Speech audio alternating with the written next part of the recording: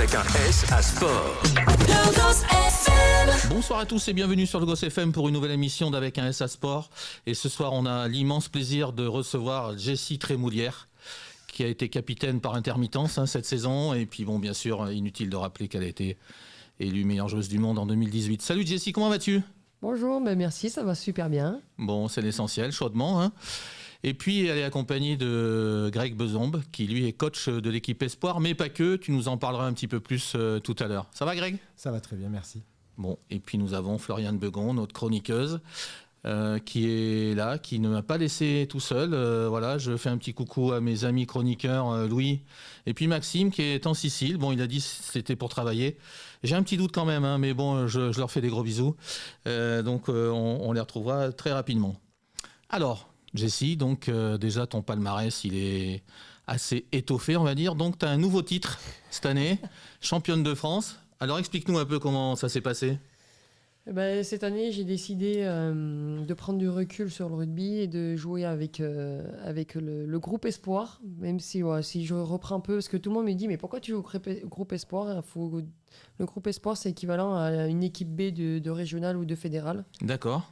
Et j'avais décidé d'arrêter en fin de saison et avec Greg qui est à mes côtés, l'année dernière, j'ai passé mon diplôme de DEGEPS. Et Greg a été un de mes formateurs. Je l'avais eu il y a 3 ans. Et je lui ai dit, il savait un peu mon parcours. Et je lui ai dit, si tu reviens jouer avec la 2, je reprends le rugby. D'accord. Et donc du coup, il m'appelle mi-août. Il me dit, bon, mais j'ai une bonne nouvelle, je reprends l'équipe réserve. D'accord. Je prends mon sac et j'arrive. Et Greg, toi, t'as accueilli cette nouvelle, bien sûr, avec le sourire jusqu'aux oreilles. Oui, et puis continuité. Après, voilà, un lien qui s'est créé il y a 3 ans. Je me rappelle quand tu es revenu de la Coupe du Monde de manière très, très fatiguée, on va dire, et épuisée. Et on s'est rencontrés là. On a accroché un affect et une connexion sur le jeu, sur le rugby, qu'on a renforcé lorsque je l'ai eu en formation, où j'étais un de ses formateurs sur son diplôme d'État. Et donc, de fil en aiguille, le rugby, la connexion rugby, puis la connexion humaine, on va dire, a pris le pas là-dessus. Et voilà comment ça s'est fait. Une belle histoire, comme on dit. D'accord, donc toi, tu es coach des espoirs, mais pas que. Hein. Oui, pas que. C'était quand l'année dernière, la présidente m'a contacté. Fabrice et Vincent ont souhaité que, comme j'avais travaillé avec eux sur l'élite pendant un an... Donc Fabrice Ribérol et Vincent Farjas, voilà. Ça c'est pour les auditeurs qui connaissent pas vraiment. Il n'y a pas de mal, t'inquiète. Oui. Et du coup, j'avais bossé avec eux moi, j'ai passé aussi un diplôme d'état supérieur en 2022-23. J'étais avec eux pendant un an sur l'équipe élite. D'accord. L'année où on perd contre Blagnac en demi-finale à Romagna. Donc ça a changé cette année. Ils ont retourné la situation, donc c'est plutôt bien. Et du coup, je bossais pour la Fédé, je n'avais pas le droit d'entraîner. Et donc là, du coup, je ne suis plus à la Fédé. Et donc du coup, j'ai repris au club et ça s'est fait naturellement. Donc voilà, je m'occupe des filles qui font le va-et-vient un peu sur le groupe élite, sur la semaine, qui s'entraînent tout le temps avec le groupe élite, qui viennent jouer avec nous le week-end et sur le suivi de la performance notamment. Là-dessus, les attendus avec des retours tous les lundis sur les coachs et aussi aux filles. Voilà. D'accord, je voulais faire un petit coucou aussi à Philippe Tiva, que je connais très bien. Et voilà, je lui fais un gros bisou. C'est quelqu'un de très sympa. J'ai bossé avec lui. Donc voilà, j'avais oublié Philippe Tiva. Ça, c'est pas bien, ça. Ça, c'est pas bien. Floriane, une petite question ? Moi, j'aimerais bien te poser une question, Jessie, du coup. Donc, 8 ans après ton sacre de meilleure joueuse du monde, du coup. Quel regard portes-tu sur cette récompense aujourd'hui ? Je me suis jamais vraiment attachée à ce titre parce que oui, même si c'est un titre vraiment honorifique pour une personne et je vais pas me le cacher, c'est ce que je voulais aussi. Je me l'étais mis en tête, c'est pour ça que voilà, je m'étais filé un objectif. Comme je dis aux filles, c'est donner du sens à pourquoi on vient aux entraînements, pourquoi on vient à la muscu. Et ces années-là, en amont, je m'étais filé parce que je veux être la meilleure joueuse du monde, donc en quelque sorte, j'ai été chercher ce titre, mais on va dire que je ne me suis jamais attardé là-dessus parce que rien n'est acquis dans la vie. Le titre, il est remis en jeu l'année d'après. Et ça veut dire que si je m'arrête un peu sur ce titre, je n'aurais pas la performance que j'aurais continué au rugby et je me serais assise sur ce titre-là. Et je pense que je n'aurais pas donné une valeur supplémentaire sur moi en tant que personne et de valeur. Oui, après, c'est vrai que ça apporte de la reconnaissance, même à l'heure actuelle. Enfin, pour l'anecdote, j'ai une stagiaire qui travaille avec moi et même aujourd'hui, elle me dit C'est pas tous les jours qu'on est championne du monde, enfin, meilleure joueuse du monde. Tu te rends compte, je fais un stage avec toi et tout. Enfin, voilà, c'est... Mais alors, j'étais à des années-lumière, je ne connaissais pas cette jeune fille. Et du coup, c'est vrai que c'est un titre qui me suit, qui est sur mes épaules, mais je l'endosse vraiment avec grand plaisir. Et voilà, ça fait partie de ma carrière, de ma vie. Ouais. Et puis qui était tellement mérité. C'est un titre aussi qui était tellement mérité parce que là, il n'y avait pas photo. Hein. Ouais, après, mérité parce que je crois à la performance collective et au bien-être collectif. En fait, cette année-là, c'est qu'il n'y avait pas de... En équipe de France ou même avec le club, tout roulait là-dessus. Il y avait pas de... Voilà, on reste des filles. Il n'y avait pas de petites zizanies au sein du groupe. Il y avait vraiment de la confiance mutuelle. On pouvait que se concentrer sur le rugby. Aux aléas de certaines années que j'ai connues où c'était vraiment difficile. Voilà, on vit tous les jours ensemble. J'étais avec le rugby à 7. Et c'est normal que ça crée des tensions. C'est normal qu'il y a des petites choses qui se passent. Après, voilà, ça reste humain. Et quand il y a des petites choses qui sont... Comment on dit, le verre est dans la pomme, ça devient de plus en plus compliqué à exploiter ses performances. Oui. Donc voilà, cette année-là, tous les voyants étaient au vert, que ce soit moi individuellement, collectivement. Mais en fait, c'est un ensemble que derrière, je peux exploiter les 100% de mes capacités sur le terrain. On a reçu d'ailleurs, tu me fais penser à rugby à 7, on a reçu la dernière fois Enaemo Arto, qui est un mec super sympa, un 92, il court à 35 km/h, à peu près comme moi, enfin quand je suis sur le scooter. Mais... Donc voilà, il est plein d'ambition pour cette médaille d'or à Los Angeles et vraiment, je lui souhaite tout le bonheur du monde pour ça. Greg, Jessie Trémoulière, c'est qui pour toi et tu la vois comment, tu la sens comment, est-ce que c'est une joueuse qui a donné un grand coup de pied au derrière au rugby féminin, dans le bon sens du terme bien sûr. Et c'est quelqu'un qui a changé un peu le rugby féminin en France, Jessie Trémoulière. C'est une destinée particulière, avec une entrée dans le rugby assez tardive. Et après, ce que j'ai trouvé, moi, ce que je trouve, on n'en a jamais vraiment parlé tous les deux, c'est vrai, mais la constance sur ces années. C'est vrai. Et ça, c'est pas simple de rester à haut niveau comme ça. C'est pas simple, surtout dans des conditions où elle a connu le rugby féminin. Avec ses balbutiements, que ce soit sur les équipes de France, que ce soit sur le 15, sur le 7. T'as démarré en quelle année, Jessie ? Le rugby ou... Ouais, le rugby. En 2000, j'avais 16 ans, donc... Ah, non, mais dis pas l'année, t'inquiète. Ouais, vraiment, là... J'ai attaqué dans l'équipe... Enfin, la première sélection en équipe de France, c'était 2011. D'accord. Ah ouais, purée. Non, vas-y, je t'ai coupé, pardon. Non, pardon, il n'y a pas de souci. Et c'est vrai que c'est la constance, quoi. La constance, c'est d'avoir connu, comme on a pu discuter des fois, mais vraiment les balbutiements avec des déplacements particuliers. Et quand même, on voit une évolution qui est en train d'avancer. Et malgré tout ça, la constance de traverser, de continuer à évoluer, de garder... On peut parler de ce titre de meilleure joueuse du monde, mais aussi la constance sur la joueuse de la décennie. Et ça, c'est sur 10 ans, c'est pas anodin, c'est pas rien, avec des conditions qui sont propres à elle et des valeurs fortes, notamment sur l'ancrage territorial, la ferme, voilà, toutes ces choses-là, mais qui font partie en fait de cette force-là et qui font partie de ses convictions, parce que c'est une joueuse qui a des convictions, qui a des fortes convictions, et c'est ça qui est intéressant. Mais au-delà des convictions, c'est quelqu'un qui réfléchit et qui comprend, qui s'amène à comprendre et qui recherche aussi beaucoup. Je sais, c'est vrai, hein, on en a beaucoup parlé, on échange. J'ai encore un livre qu'elle m'a prêté en début d'année, que j'ai là et que j'ai terminé et que je vais pouvoir lui rendre. Et voilà, on échange beaucoup là-dessus. Et c'est super intéressant, super riche. Une connexion, quoi. Il y a une connexion et voilà. Je retrouve beaucoup de choses sur les valeurs. Sur les valeurs. Ouais. Ouais, c'est top. Et puis, on a reçu Philippe Marocco et moi, je lui disais que quand je suivais l'ASM, les garçons, quand on voyait Philippe Marocco sur la feuille de match, on était rassurés. Et ça me donnait cette impression un peu quand je regardais un match de l'équipe de France féminine. Je me disais, il y a Jessie qui joue, donc voilà, c'est assez rassurant.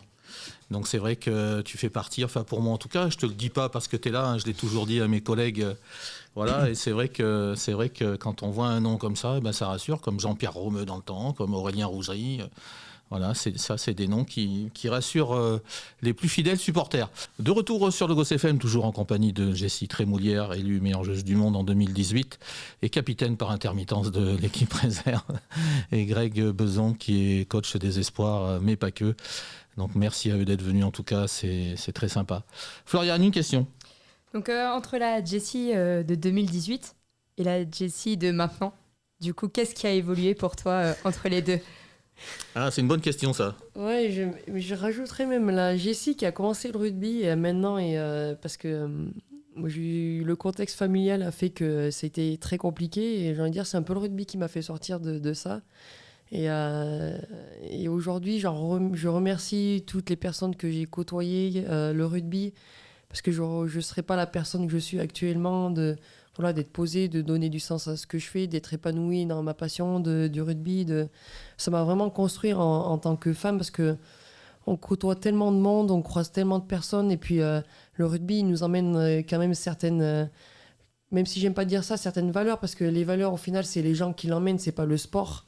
Et en fait il y a le dépassement de soi, il y a la cohésion de groupe, il y a dire ma copine, j'ai peut-être pas trop d'affinité, mais on a le même objectif, donc du coup comment je surpasse tout ça. Donc il y a tellement de choses mises en valeur dans ce sport que en fait ça fait que grandir les personnes. Et c'est surtout après, c'est pas cause qu'il y a des choses qui sont véhiculées ou on croise des gens, c'est qu'est-ce que je fais de tout cet enrichissement sportif et humain.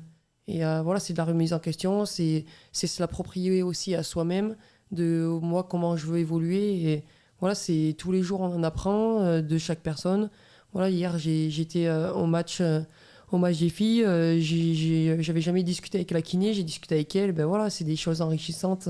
C'est le rugby qui nous emmène tout ça. Ouais. Tu avais joué au foot, hein, c'est ça, il me semble, avant, non? Ouais, j'ai fait 10 ans de foot. Ouais. Ah, c'est bien ce qui me semblait, tu vois, j'ai une bonne mémoire. Et de toute façon, ça se voit, hein, parce que quand tu bottes, ça se voit. Greg, les valeurs du rugby, c'est quoi pour toi? Je dirais la solidarité, l'engagement.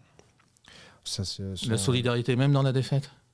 Ouais, je crois qu'il faut arriver à justement à se retrouver et se regrouper autour d'un objectif commun. Après, comme on dit, peu importe les moyens, mais tant que l'objectif est le même, tout le monde va mettre sa pierre à l'édifice de différentes manières, mais en tout cas, l'objectif, il est commun. Donc, du coup, la route, elle trace vers le même objectif. Donc, du coup, c'est arriver à fédérer là-dedans, quoi. Et par des bons moments, par des mauvais moments, et en fait, ça fédère. Quoi qu'il arrive, ça fédère. Et en fait, on va vers quelque chose qui est la même chose, quoi. Ouais, c'est ce qu'on avait reçu aussi Léa Gabriel qui nous avait un peu parlé comme ça, et c'est vrai qu'on sent vraiment qu'il y a vraiment une cohésion dans ce club qui est formidable. D'ailleurs, les deux équipes sont en finale. Alors, donc ma question, est-ce que l'ASM rugby féminin ou ASM Romagna, alors on dit quoi d'ailleurs? Alors, parce que les commentateurs Canal+ disent Romagna. Alors, il y en a plein qui disent ASM Romagna et d'autres qui disent non, il faut dire ASM rugby féminin. Alors vous allez nous éclaircir tous les deux. C'est compliqué, c'est qu'en fait ce club il a vraiment une identité forte de Romagna. Ouais. Mais moi hier j'ai commenté sur France Bleu et on disait Romagna et en fait c'est tellement ancré pour le moment dans les mœurs que c'est Romagna. Mais la vraie identité, c'est ASM rugby féminin. D'accord, comme ça au moins, voilà. Oui, depuis pas longtemps, depuis 1er janvier 2025. Ouais. Voilà. C'est bien de remettre l'église au milieu du village, comme on dit. Est-ce que c'est l'ASM rugby féminin et les Lions de Bordeaux qui dominent le rugby français, Greg? Sur cette année, on peut dire que... Parce que Toulouse fait une belle saison cette année quand même. Toulouse termine 2e sur l'élite, hein, donc voilà, et Bordeaux 3e. Sur l'équipe réserve, on termine 1re et Bordeaux 2e. Donc bon, voilà, sur les 4 premières places, on voit quand même une certaine cohérence sur ces deux effectifs, puisque du coup, les finales, que ce soit Espoir, qu'on a joué nous le 6 juin, et celle de dimanche prochain, c'est... Il n'y a pas eu photo quand même, 33-7. Hein. Oui, sur... ça a été maîtrisé, mais un peu comme sur l'ensemble de la saison, où on a été quand même en concurrence avec elle, mais dans l'ensemble, ça a été maîtrisé. Il y a eu une évolution au niveau du jeu, au niveau du contenu, et une vraie prise en main des filles sur les phases finales, où elles ont vraiment su réguler et mettre le focus sur les consignes et sur leur jeu, en fait, sur leur engagement très très fort et sur leur cohésion très très forte. Les filles ont une très grosse cohésion. Est-ce que Montpellier, à votre avis, tous les deux, c'est fini en filles, ou parce que Montpellier a dominé à une certaine époque? Est-ce que c'est terminé en filles? On les sent moins concernées, enfin pas concernées, le mot est pas juste, mais on les sent moins dominatrices, voilà, c'est ce que je voulais dire. Ouais, malheureusement, le rugby féminin, il tient à très peu de choses. Là, il y a le cas Montpellier où il y avait des internationales. Il y a une sacrée équipe. Hein. C'est ça, exactement. Nous, quand on est championne de France, il y a au moins, je crois, 10 internationales face à nous et on arrive à gagner face à cette équipe-là. Donc après, voilà, ça tient pas grand-chose, des départs, des filles qui arrêtent. Et après, derrière, s'il y a très peu de formation et que c'est basé que sur le recrutement, malheureusement, c'est que des objectifs à court terme. On n'est pas sur du long terme. Donc voilà, là, je prends l'exemple aussi de Lille, où malheureusement, elles étaient championnes de France et elles dominaient aussi. Et là, C'est elles vrai, se retrouvent je m'en en souviens. Élite 2 cette année. Donc, Ah, elles descendent ouais. Ah, Donc purée. du coup, voilà, ça fait des cycles. Je prends Perpignan aussi, qui avait dominé, enfin voilà, j'allais dire à mon époque, mais qui sont en Élite 2. Donc voilà, ça fait des cycles, c'est Ouais, passager. Et après, maintenant, on voit que si le club il n'est pas structuré, si il n'y a pas une base solide, c'est compliqué de résister face à des écuries comme Toulouse, comme Bordeaux qui s'équipe bien. Nous aussi, on est plutôt bien équipés, en plus avec le rapprochement de l'ASM. Donc aux oubliettes, je pense pas, elles sont toujours un peu dans la course, mais on va dire que c'est vraiment plus faible que les années précédentes. D'accord. On va parler finances, après je te laisserai la parole. Là, je suis obligé. Est-ce que aujourd'hui, tous les acteurs jouent leur rôle par rapport aux finances pour le rugby féminin? Alors déjà, médiatiquement, je trouve que c'est beaucoup mieux qu'avant. Ça pourrait être encore mieux parce que Canal+, pour moi, pourrait diffuser un match de championnat à chaque fois. Moi, je trouve. Ça ne devrait pas être exceptionnel. Ça devrait être un match de championnat à chaque fois. Bon, ce qu'ils font, c'est déjà là, ça existe. Mais est-ce que financièrement, les partenaires publics, les partenaires privés jouent un rôle essentiel grec dans le rugby féminin? Et est-ce que ça, alors ça c'est ma déviation journalistique un peu, mais est-ce que ça pourrait pas être mieux? Quand on voit les Anglaises, par exemple, on en parlera tout à l'heure, mais est-ce que ça pourrait pas être mieux? Je vois un peu sur, notamment la visée un peu d'arriver dans un professionnalisme un peu plus serein, on va dire, et pas dans un mix et dans côté un peu hybride comme il existe un peu sur le système français. Après, par rapport à la médiatisation Canal+, c'est vrai que bon, il y a des accords quand même qui sont passés avec la Ligue nationale de rugby sur le nombre de matchs diffusés sur l'année. Il y a une vraie valorisation quand même du sport féminin au global et notamment du rugby. Donc ça, c'est plutôt ultra positif. Bien évidemment qu'après cette valorisation, on a envie qu'elle enclenche et que les répercussions arrivent sur les joueuses, notamment qui sont les principales actrices quand même de ce sport-là. Donc c'est vrai qu'au niveau des instances, il y a quand même une volonté. Après, de ce qu'on voit et du ressenti des joueuses, ça manque de rapidité dans la temporalité, où voilà, ça met un peu de temps et je peux le comprendre parce que du coup c'est vrai que comme tu dis, Jessie l'a connu il y a longtemps et quand tu vois encore les gaps qu'il peut y avoir sur comment elle fonctionne pour avoir un peu œuvré dans le milieu masculin, c'est de l'amateurisme, c'est de l'amateurisme en structure par rapport à leurs aménagements, tout ça, mais par contre, elles sont professionnelles plus que des professionnels dans leur organisation. C'est ça qui est... c'est une dissonance incroyable, en fait. Ce qu'elles peuvent donner, comment elles doivent s'organiser, comment elles gèrent, elles ont une puissance phénoménale, quoi. Donc, Jessie, toi, tu vois la différence entre 2011 et maintenant au niveau du rugby féminin ou... Oui, bien sûr qu'il y a une différence parce que nous, en 2011, on n'avait pas du tout de contrat professionnel déjà avec la fédération, on n'était pas du tout rémunéré au niveau des clubs. Enfin voilà, c'était à rugby loisir, j'ai envie de dire. Ouais. Et on voulait quand même porter le maillot de l'équipe de France. Alors, je me permets de te couper, rugby loisir avec une semaine professionnelle parce que l'entraînement, c'était pas une fois tous les 15 jours, il me semble. Ah non, après voilà, mais j'ai envie de dire, c'était rugby passion et c'est vrai qu'on... C'est beau ça, moi je trouve. Aujourd'hui aussi, c'est rugby passion. Après, faut que l'argent qui émerge dans les clubs, faut qu'il soit plus redistribué parce que malheureusement, là, ce qui va arriver, c'est qu'il y a certains clubs où c'est très bien structuré et niveau financier aussi. Et... vu que le sport féminin a des années-lumière des garçons, mais c'est normal parce qu'ils ont attaqué beaucoup plus tôt au niveau du professionnalisme. Ouais. Et en fait, c'est qu'il y a quelques clubs où il y a un peu d'argent et ces filles-là, je veux dire malheureusement, parce que pour moi, c'est que mon avis, ces filles-là vont dans ces clubs pour l'argent. Parce qu'il y a le petit billet à la fin et en fait, c'est bien ça de le dire. crédibilise. Sûr. Après, j'ai pas honte de le dire, quoi que ce soit, mais bien sûr. en fait, je trouve ça dommage parce qu'en fait, on donne plus de sens à pourquoi on vient au rugby, l'amour du maillot, comme on dit, pourquoi on veut un titre, pourquoi. Enfin, on est dans une société de consommation et le rugby féminin, je trouve qu'il tend par ça, parce qu'il y a de l'argent et donc du coup on va aller consommer ce qui se passe dans le club et dès que malheureusement ça va plus satisfaire à la personne, elle va aller avoir ailleurs sur un autre club. Donc voilà, je pense que les clubs ils se restructurent davantage et que qu'on soit sur le, voilà, qu'on parlait comme les Anglaises, qu'on soit sur le même pied d'égalité. Elle, c'est vraiment tous les clubs qui ont leur base et il n'y a pas de va-et-vient comme nous on peut voir actuellement en France. De retour sur le Goss FM, toujours en compagnie de Jessie Trémoulière et de Greg Bezombe. Floriane, une petite question, ou une grande, hein, comme tu veux. Jessie a parlé qu'elle avait fait du foot, du coup. Donc, j'aimerais bien rebondir sur ça. Donc, pour toi, qu'est-ce qui distingue le rugby des autres sports collectifs ? Le ballon, je pense. Vous avez pas le ballon ? Très bonne réponse, très bonne réponse. Il n'y a qu'au rugby qu'on joue avec un ballon ovale, quand même. C'est vrai, d'ailleurs, ça. Qui est au rebond, quand même, assez bizarre. Ouais. Exactement.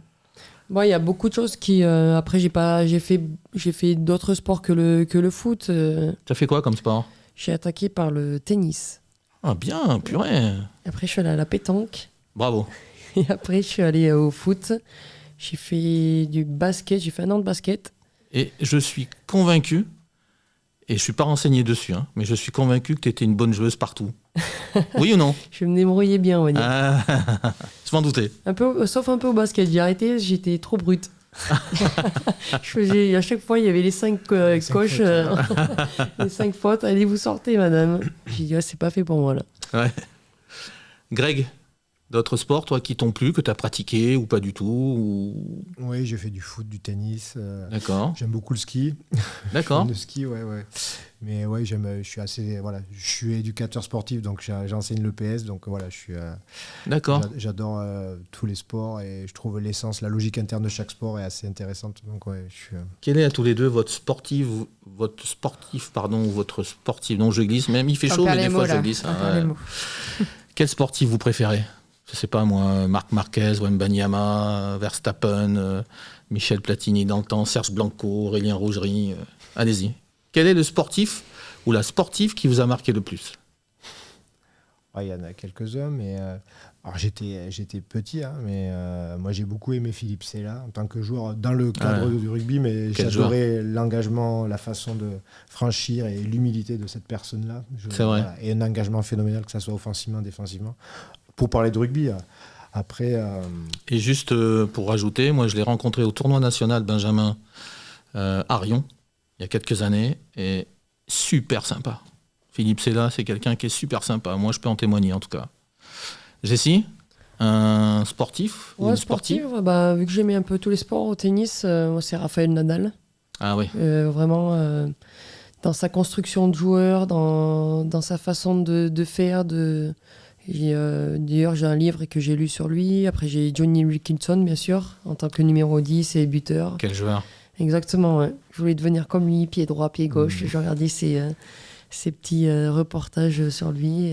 Je dis, je veux faire comme lui. Ouais, c'est fort ce qu'il fait en finale de la Coupe du Monde. Hein. Ouais. Tout le monde, la troisième ligne monte sur son pied gauche et il claque le drop du pied droit. Et ça, quand on est dans le canapé, c'est facile, mais quand tu as les 3 affamés qui montent à 200 à l'heure sur toi, tu te dis... Qu'est-ce que vous pensez de Victor Wembanyama, qui est en train de... ça devient une folie aux États-Unis et en France aussi. Vous en pensez quoi ? Est-ce qu'il n'est pas trop jeune pour avoir autant de pression ? Parce qu'on avait l'impression que les Spurs comptaient que sur lui, presque. Après, ça, c'est pas une question de jeunes ou de moins jeunes. Il y en a, ils sont jeunes, ils sont plus matures que certains, parce qu'avec la prise de recul ou le contexte familial... Donc voilà, après, si lui, il arrive à gérer cette pression, qu'il est bien là où il est, dans ce qu'il fait, qu'il continue à faire. Donc après, on sait très bien que la NBA, c'est un contexte différent que le basket en France, que là-bas, c'est surdimensionné. Et bien sûr que c'est la star, je pense que, j'ai envie de dire, un énergumène, parce que c'en est un, de voir ce personnage-là sur un parquet, c'est vraiment... c'est du jamais vu. Si les stats, à chaque fois, j'écoute les stats au niveau des rebonds, des paniers, des points. C'est 2m25. Il aura une bague, il ne faut pas qu'il s'inquiète. Il aura peut-être 2 ou 3. J'espère pour lui. Après, il faut qu'il fasse attention parce que je pense qu'il a un gabarit un peu hors norme et peut-être qu'il est un peu plus sujet aux blessures. Donc voilà, mais je pense qu'il est bien accompagné dans une belle équipe et il a tout l'avenir devant lui. Hein. Juste une question, après je laisse la parole à Greg sur Wembanyama. Raphaël Nadal, il aurait joué quel poste au rugby à ton avis? Numéro 8, non, je l'aurais bien vu numéro 8 moi. Ouais, 8 ou 3e ligne, elle. Ouais. Ouais, poste, Un petit flanqueur. ouais, un petit flanqueur, là, tu vois bien. Qui lâche bien pas tes mieux, là. défensivement Ouais. très très fort. Tu Ouais. vois, Ouais. un Nilbach de l'époque.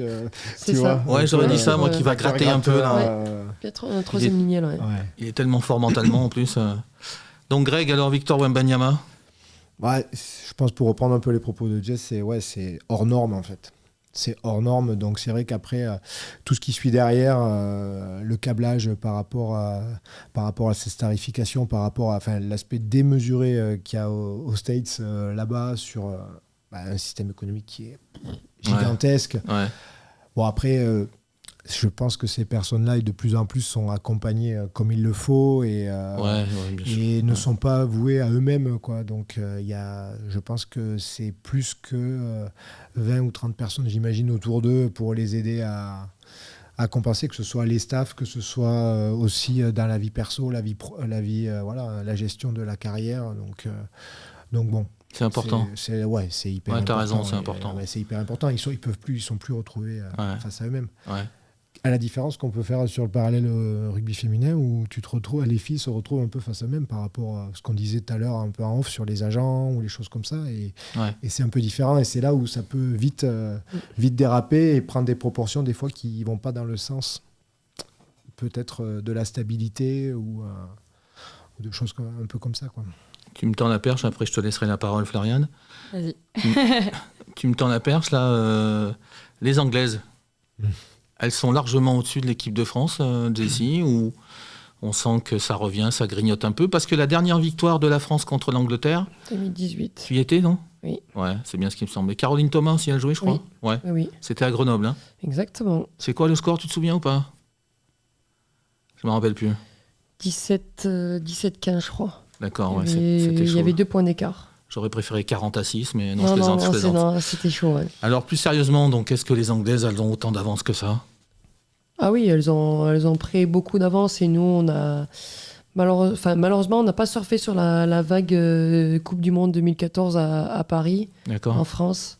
On l'a surfé médiatiquement, mais après, rugbystiquement, parce que 2014, on les gagne aussi et on gagne les Anglaises. 2018, on gagne les Anglaises et elles ont su prendre du recul et comprendre aussi les difficultés qu'elles avaient, pourquoi on n'arrive pas à battre l'équipe de France. Et que nous, en fait, on a un peu dormi sur les lauriers. Et au final, c'est elles qui... Mais dans tous les secteurs, moi je me souviens, c'était en 2014, il y a les Anglaises qui étaient impressionnées, même 2018, par le public. 2018, c'était pratiquement 17 000 personnes. 2014, c'est vrai que quand on se déplaçait à l'extérieur, même en France, c'était s'il y avait 1000 personnes, c'était déjà très bien. Et là, 2014, je pense qu'il y avait au moins 10 000 personnes. Donc... même elles étaient espantées de voir tout ce monde et elles-mêmes nous ont posé mais qu'est-ce que vous faites? Et là-dessus, elles sont encore devant. Elles font Twickenham pratiquement à 80 000. Donc, elles ont réussi à vraiment à comprendre où est-ce qu'elles étaient en difficulté et surtout, elles ont mis des solutions, elles ont mis les moyens pour arriver à combler cet écart-là. Et derrière, on voit la répercussion qu'il y a à l'heure actuelle en 2026, quoi. Greg? Oui, mais alors, il y a un côté un peu dissonant parce qu'elles sont toutes pro, hein, pour nos auditeurs qui ne connaissent pas trop.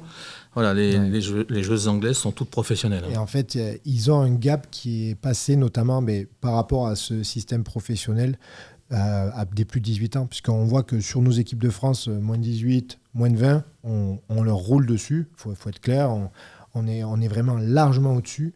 Par contre, l'entrée sur des équipes professionnelles qui s'entraînent comme des professionnels leur donne un volume d'entraînement, une capacité de gestion qui fait que sur la partie senior et notamment sur la grande équipe de France, sur le 15, on s'aperçoit que sur la constance, sur tout ce qui est capacité technique, de performance, c'est constant, quoi. C'est constant et on sait que sur le volume de match, nous on va tenir 20-30% du match et qu'elles sont en capacité de pouvoir appuyer longtemps, quoi.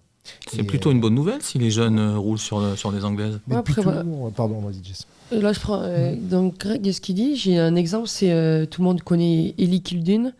Elle a joué en 2018 face à nous, même je pense qu'elle a dû attaquer en 2017. Mais cette personne, je vais pas dire qu'elle était nulle, mais on va dire qu'elle était...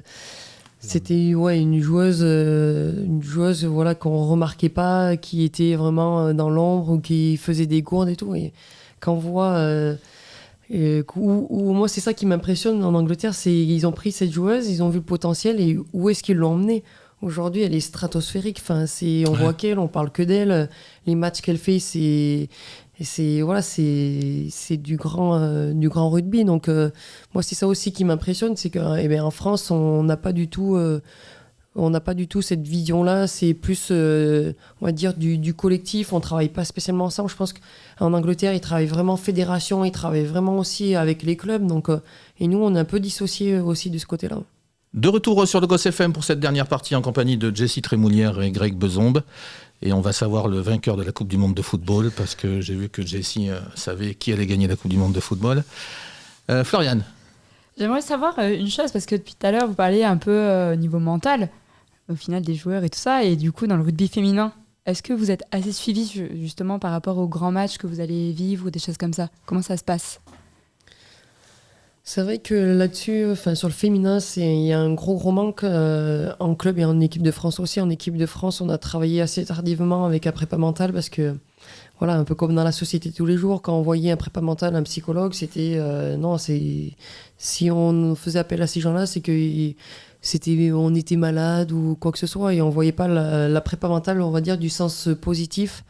Et la prépa mentale en équipe de France, elle arrivait en 2021, 23 dans ces années-là. En club, il y en a un, je ne sais pas après cette année c'est Lionel qui fait s'il y a toujours office, Lionel, mais c'est compliqué parce que on ne veut pas mettre de l'argent pour solliciter ces personnes-là aussi. Donc, je m'en souviens, c'était en 2023, 2021, pardon, quand on est championne de France, où on a une prépa mentale qui est venue faire ça par bénévolat. Et on a vu tout l'apport derrière qui pouvait se construire parce que, comme je disais tout à l'heure, Montpellier, il y avait 10 internationales et nous, il n'y en avait pas beaucoup. Tout le monde idolâtrait ces filles-là en face. Et je me souviens, on avait fait une grosse séance de prépa mentale avec la prépa mentale sur un stage qu'on avait fait et qui nous avait fait déverrouiller un peu ces cadenas. Et derrière, on est arrivé sans complexe. Et c'est vrai que pour moi... on l'oublie un peu parce que maintenant, c'est beaucoup de stratégie, de rugby, de technique. Mais on voit aussi que l'aspect mental est vraiment exposé à l'heure actuelle sur des petites choses, voilà, de confiance, la confiance à la copine, au groupe, à l'adversité, le contexte. Et c'est un aspect que pour moi, il faut mettre une priorité là-dessus parce qu'on peut voir que ça peut avoir un impact réel sur la performance aussi rugbystique. Est-ce que tu penses justement, et Greg, tu nous répondras, est-ce que tu penses, Jessie, qu'il n'y a pas trop justement de data, il y a même des coachs maintenant qui servent de l'intelligence artificielle, il n'y a plus de spontanéité dans le rugby. Ah non, tu n'aurais peut-être pas dû faire la passe là, il aurait fallu la faire avant, ou là, tu aurais peut-être dû mettre un petit coup de pied par-dessus. Est-ce que le naturel, est-ce qu'on est en train de bloquer le naturel des joueuses et des joueurs aujourd'hui, à ton avis ? Faut pas poser cette question à moi. Moi qui suis une joueuse un peu d'instinct. Non, mais je te connais bien, c'est pour ça. Je te connais bien sportivement, c'est pour ça que je te la pose.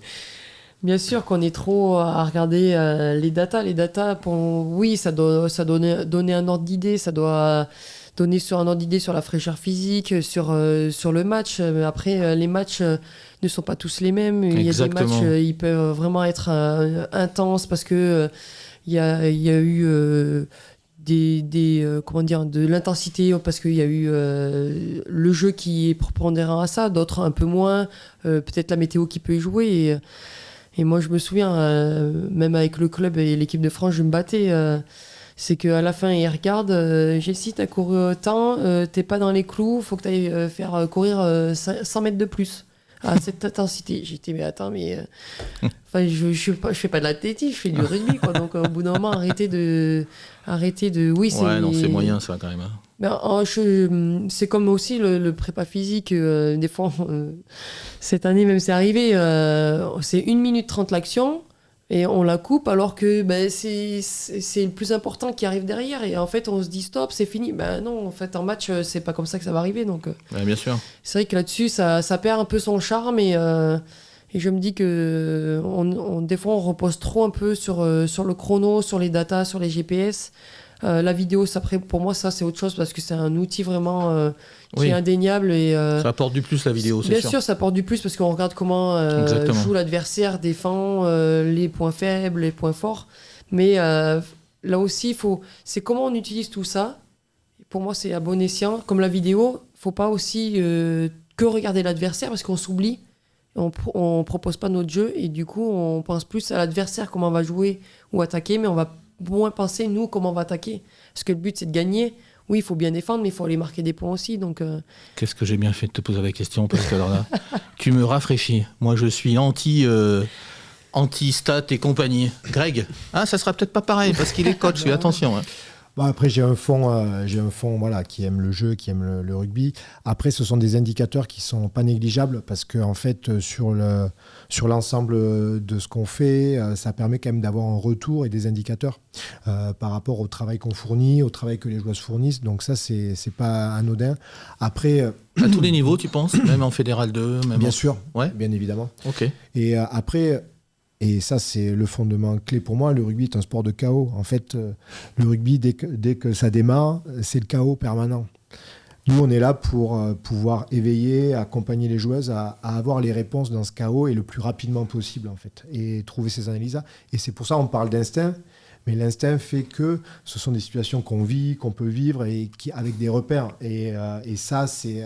en fait, la clé, c'est d'arriver à ne pas rentrer dans une panique quand ce chaos arrive, et de pouvoir avoir des réponses qui soient collectives, qu'elles soient individuelles. Et ça, c'est une clé de l'entraînement, à faire vivre des entraînements où des fois, c'est un peu difficile parce qu'on sort de la zone de confort.